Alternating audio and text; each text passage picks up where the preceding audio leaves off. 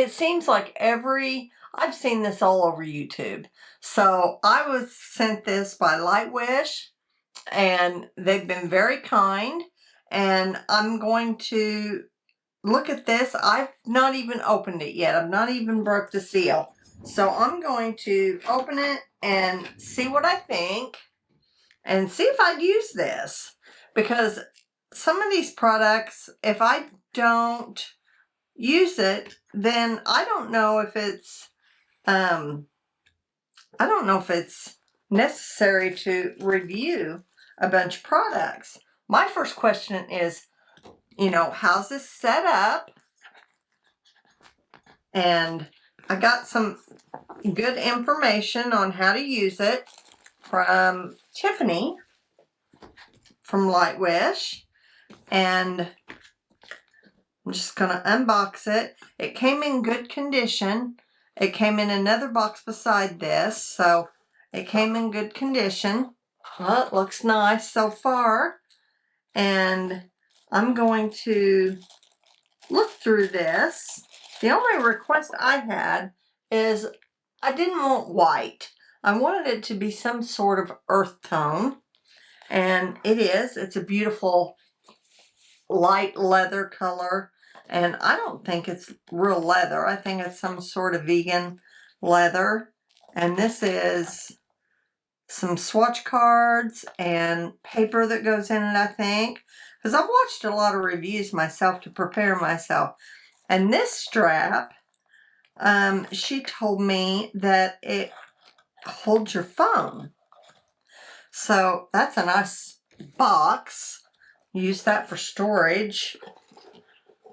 I want to be able to use this kit, and I'll tell you in a minute what I think I'm going to use it for, and put that to the side. Now, she said this holds your phone, so I'm going to figure out how to use that. She says it goes inside your phone case so you can carry it. I'm going to have to figure that one out. Well, I'm thinking it might go up underneath there. So if I took my phone case off, which I bought a hard one to get off for a reason, and then put that in there.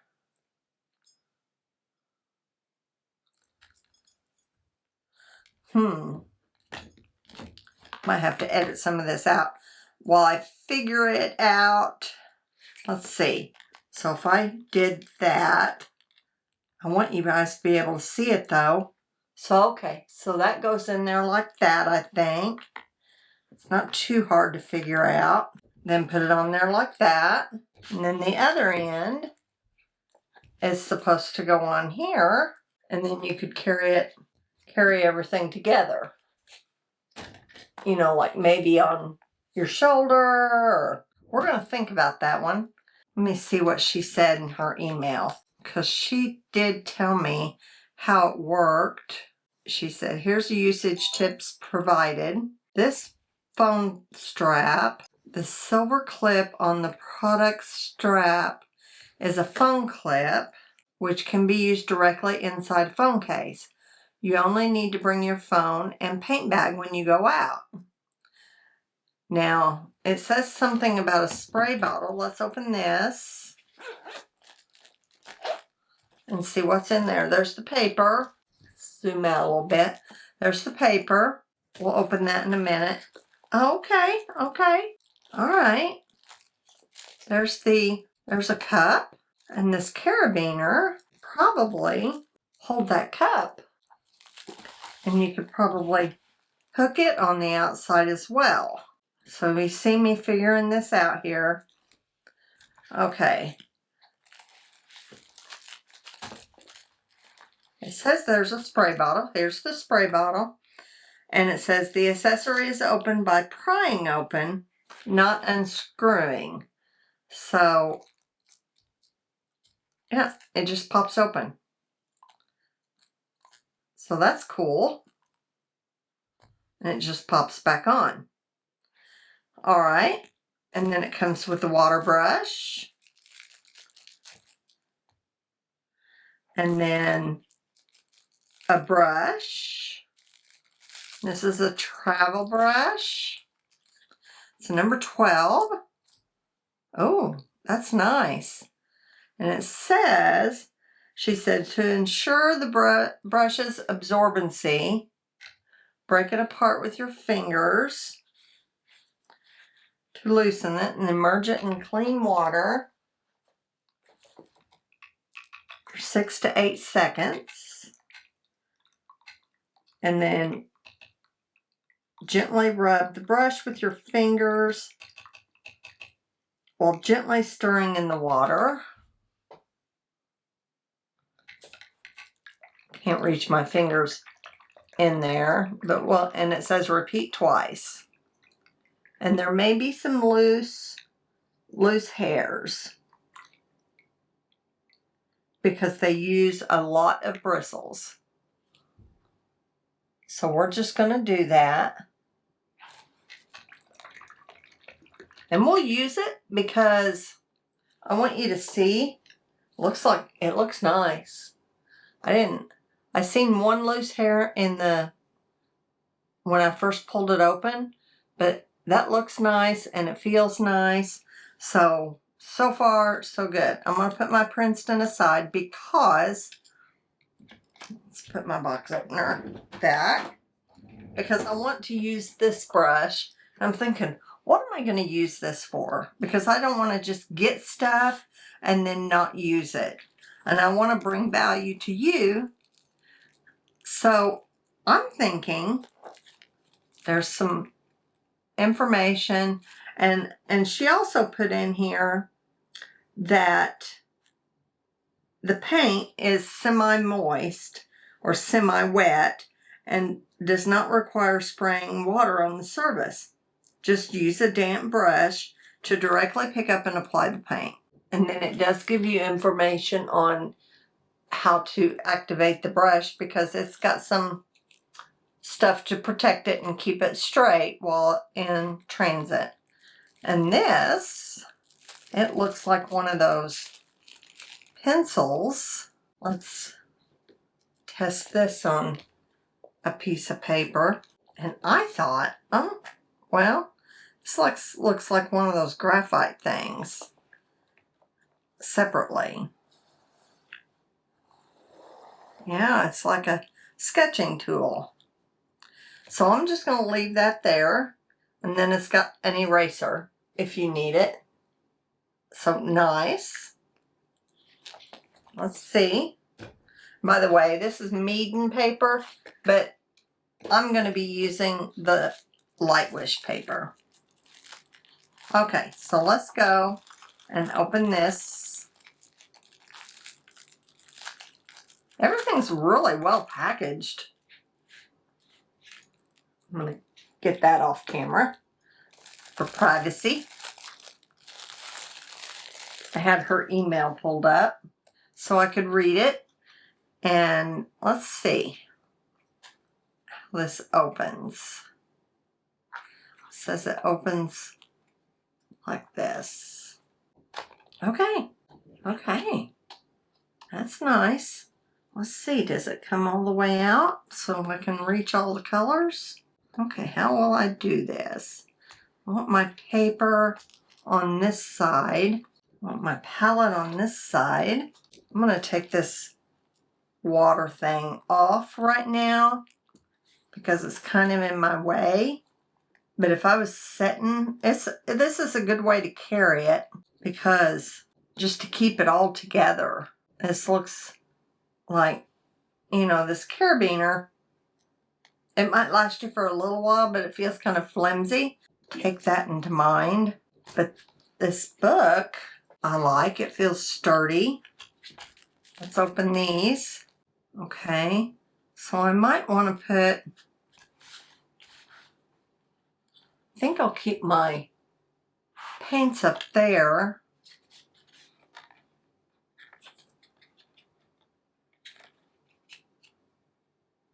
And then put this paper. It feels like It feels like 100% cotton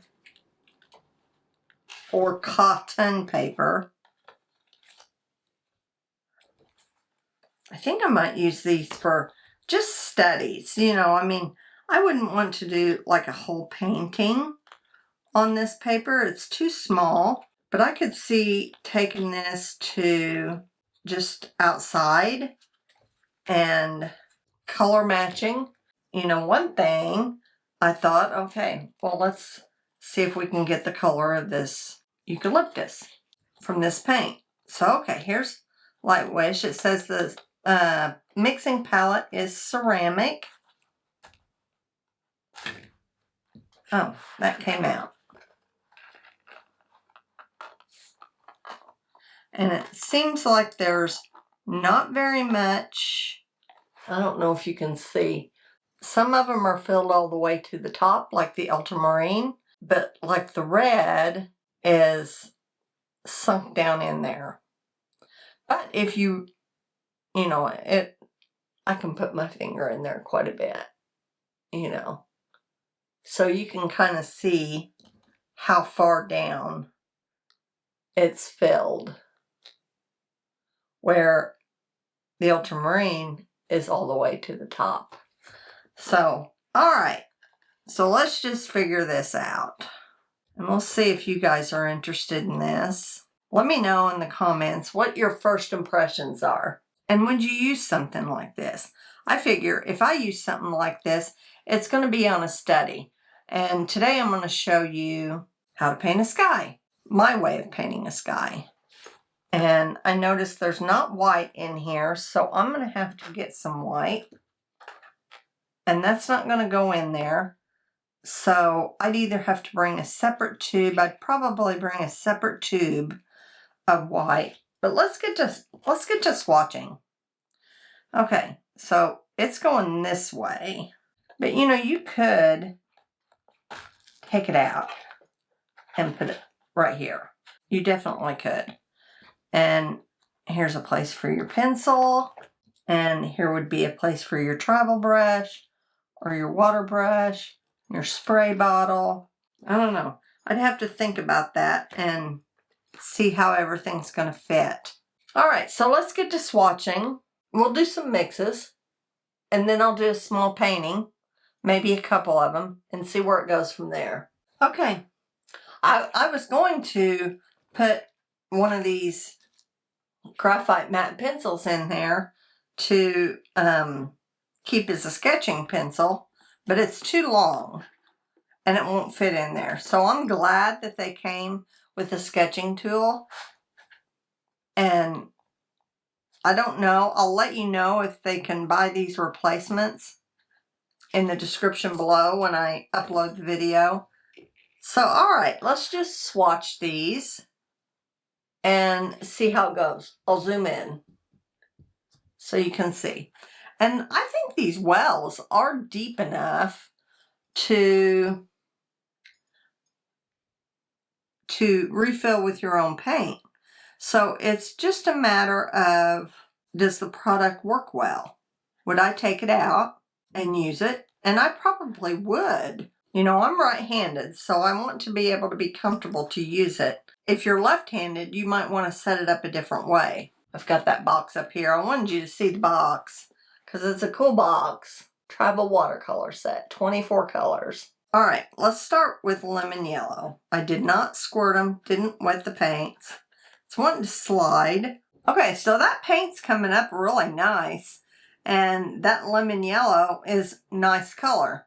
So the only complaint right now that I have is there's not much of it. Okay, there's permanent yellow. I wonder what I could do to keep that from sliding. The brush seems to be nice. I wish it wasn't so sunk down because I'm having to put my point of the brush into the paint and I don't want to mess up the point. Here's cadmium orange. There's no pigment information. And here's permanent orange. Now I'm getting a couple loose brush hairs. I'm just going to put that down on the palette. That's a nice orange. I like the yellow undertone of it. And here is orange red. That's filled up a little bit more. So I can just lay my brush on the side. I can't complain about the pigments. I'm just able to pick quite a bit of pigment up. Cadmium red. It's pretty colors. Okay, now I'm going to go up here to this gray violet. And it looks like they've kind of gotten melty, kind of shifted. Ooh, that's pretty. There's a lot of pigment on there. Deep magenta. Just some of these aren't filled to the top.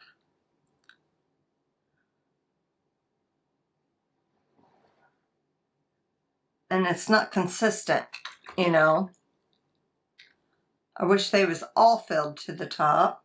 And then maybe if they had a piece of glassine or something on top of the paint before they pushed it in, then they would stay in place. Okay, the pigments are nice. The paint's nice. Here's ultramarine. Nice ultramarine. It's a little bit more I put on there. I like the brush. I actually don't think that these hairs in this 1, 2, 3, 4 permanent orange came from my brush. I actually think that they were already in there. Now let's go to violet. I'm just laying it down. It's filled nice and full too. Ooh, this one's pretty.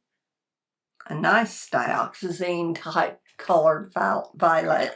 Turquoise blue. I like the ones that are filled to the top.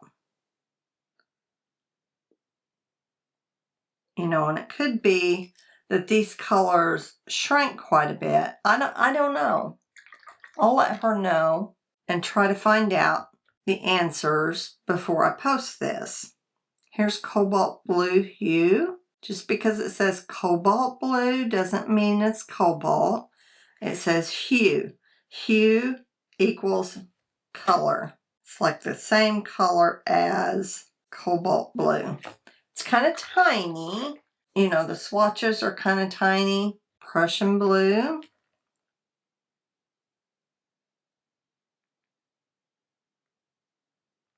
I can't complain about the color payoff. The color payoff is good. Lightwish is a company that has been around for a while. Here's yellow green. And here's one that's shrank quite a bit. And this is grass green. I can see a brush hair coming out. Grass green. I think I have something else we can try to color match too. I like to mix. Here's what they call a sap green. It's pretty. Wonder if I mix it with this. Ooh, that's pretty. If you take a green and mix it with an orange, you can get kind of a more natural sap green. Nice. Mixes well. Here's an olive green. That's filled up higher. The sap green was filled up more too.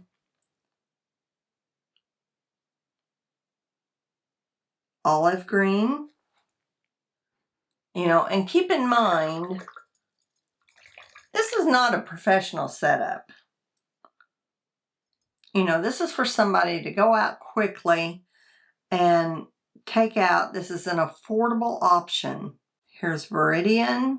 If I put that Viridian down, look how nice the paint stays on the ceramic palette. That's a plus. I'm going to take that Viridian and mix it with permanent orange. I like the glow of that permanent orange. Ooh, look, that's nice.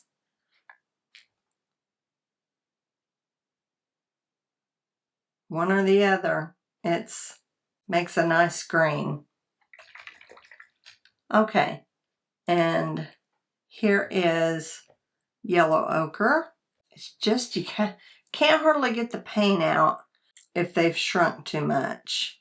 I don't know. Can you see how some of them are kind of divot?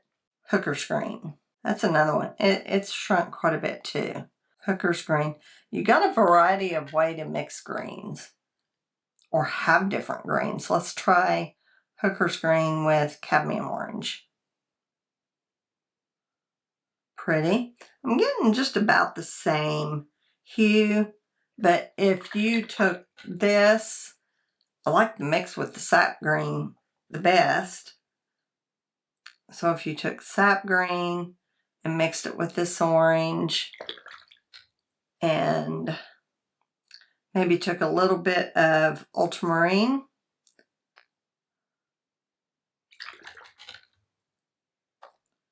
or they don't have a raw umber. Maybe if you took a little bit of this light red. There we go. There's a different green. I mixed a couple greens here to make it darker. And, you know, you can also mix a green with ultramarine. Let's get some ultramarine here. I don't know if I'd use this big a brush in this little bitty palette with these little pans. And let's get some of this permanent yellow. And that makes a nice green too. To me, they're kind of similar. This makes a more natural green.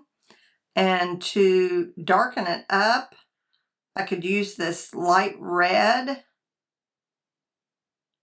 Let's see.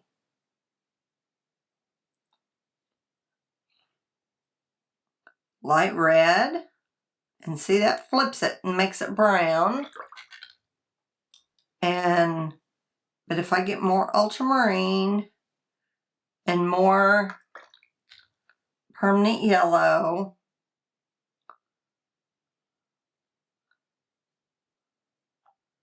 makes it different.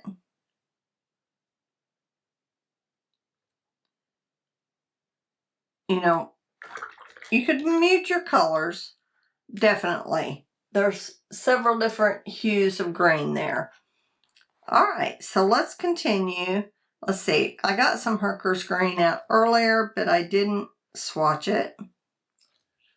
This brush holds a lot of water, so I'd say get some of it out first.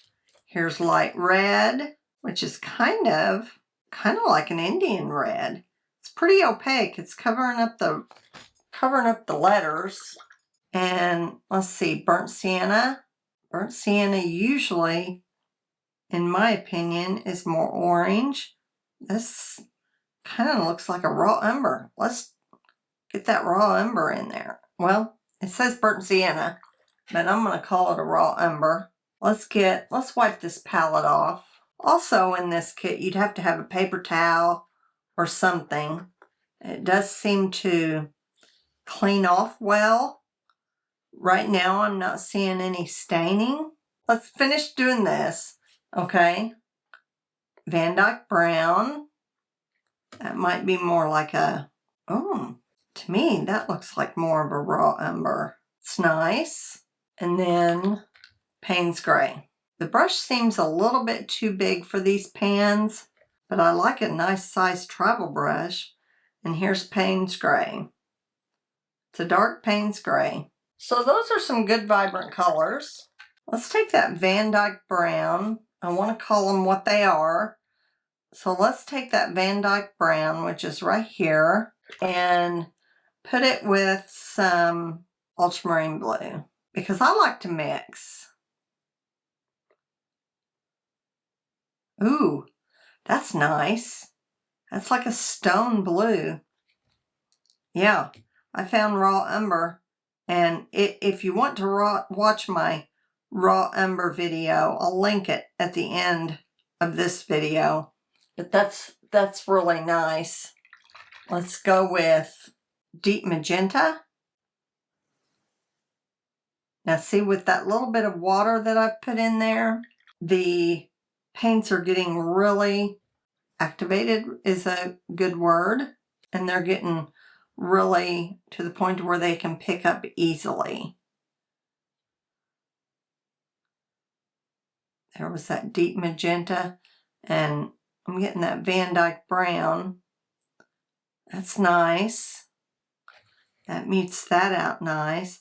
There are some brushes, or some brush hairs that are coming off and out of this brush. So maybe they'll eventually stop, because I washed it for a good long while. Let's look at Gray Violet. That's nice on its own.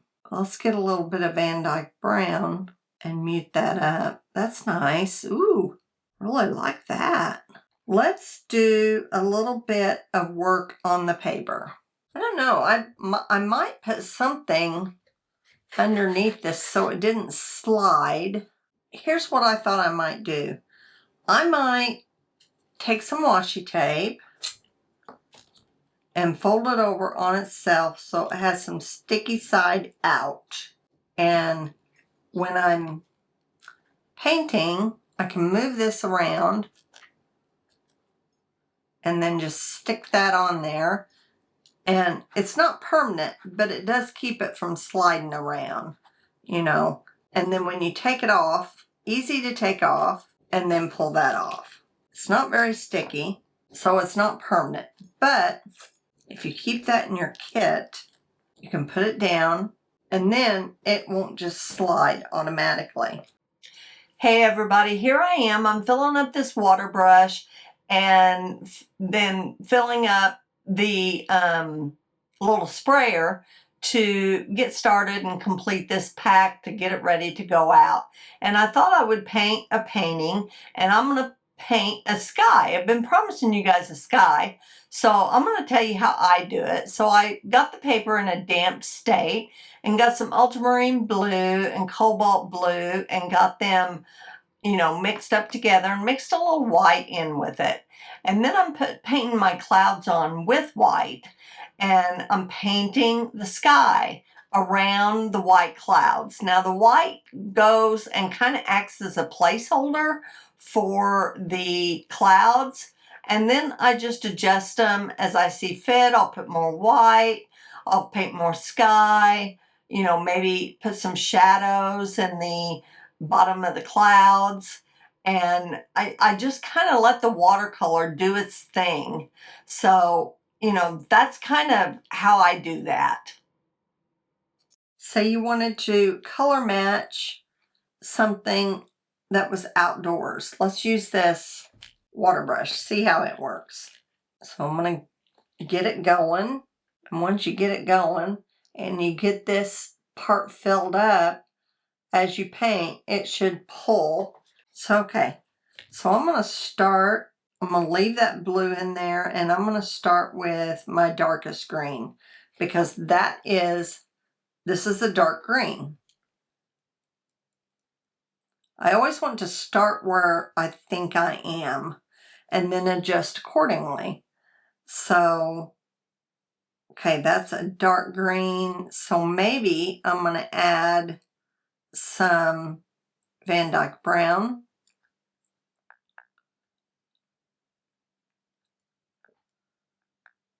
That's getting closer.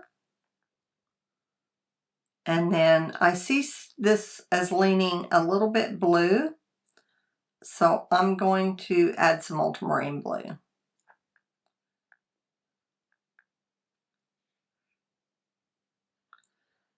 Maybe a little bit more. And this is how I would use this kit. I would say, okay, that looks pretty good.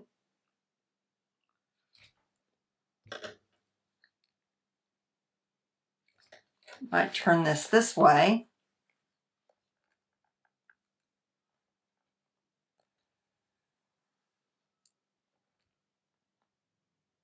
That looks pretty good as far as the color.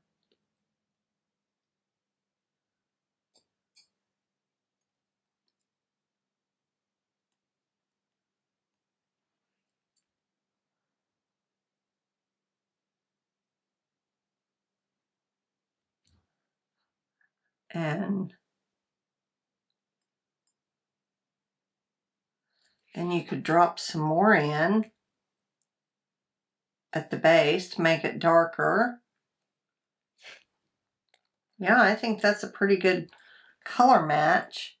And then just kind of, this brush isn't bad either.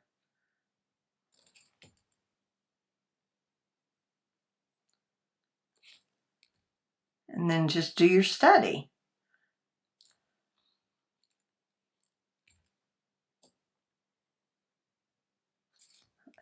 That's pretty good.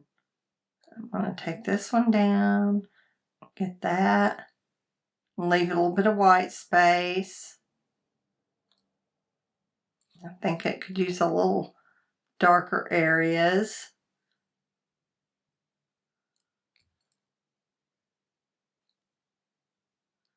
Paper's nice. I like it. I think it's good for studies, to be honest. This is not a kit I would take out. You know, I have a totally different plein air kit if I'm going to go out and plein air paint. So I think that this would be good. Let's put a little bit more blue in there. Go back and add. This definitely leans blue.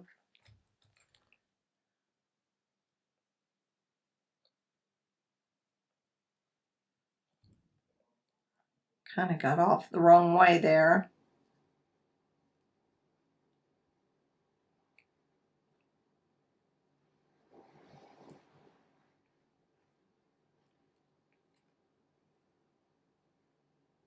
And it doesn't have to be exact. You're just wanting to get the essence so you can practice your color mixing.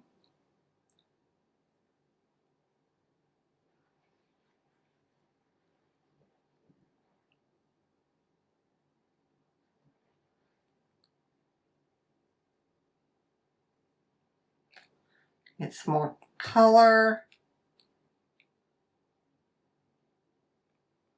So yeah, this brush works nice. So I think that that was a pretty good color match. I could go darker, but you know, as far as the hue of the color, I think that that's what I would do with this kit. And I think it's a perfectly fine kit to color match, to take out and practice, color match, do studies. You got to continually practice in watercolor to study, you know, nature, because, you know, one green is not going to work for everybody. I could probably use a little bit of red in that mix as well to get it a little bit darker yet. Let's put some Indian red in there. Yeah.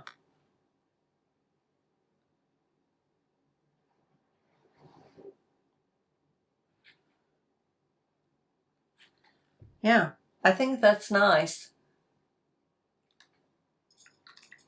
Eucalyptus study, and then you could make notes of what paint you used. And I think this paint is perfectly fine. That little bit of washi tape underneath it is keeping it right where I want it. There's the eucalyptus. There's the sky.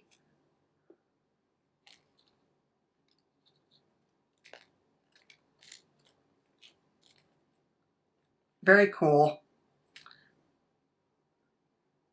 I think that's fine. You can make your clouds bigger. You can make them smaller. You can make very few clouds at all. And like I said, you know, I just use this white watercolor as a placeholder for my clouds, because this pigment is a little bit heavier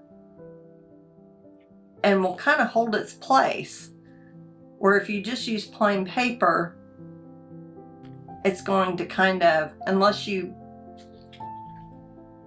know, paint it around your cloud shapes. So there's all kinds of ways to make skies. So I hope that you liked this video and you liked this review of this kit. My honest opinions are, I think it's fine. I think it's a fine kit to go out and use for color studies.